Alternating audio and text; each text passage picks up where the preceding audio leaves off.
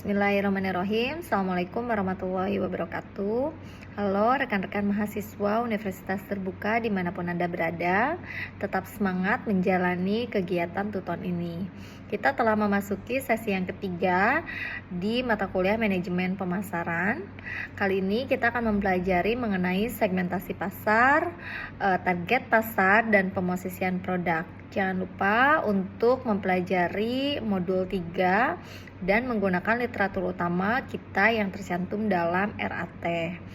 Setelah membaca, jangan lupa untuk mengisi forum diskusi dan tidak lupa pada sesi 3 ini akan ada tugas untuk dikerjakan. Selamat belajar, terima kasih. Assalamualaikum warahmatullahi wabarakatuh.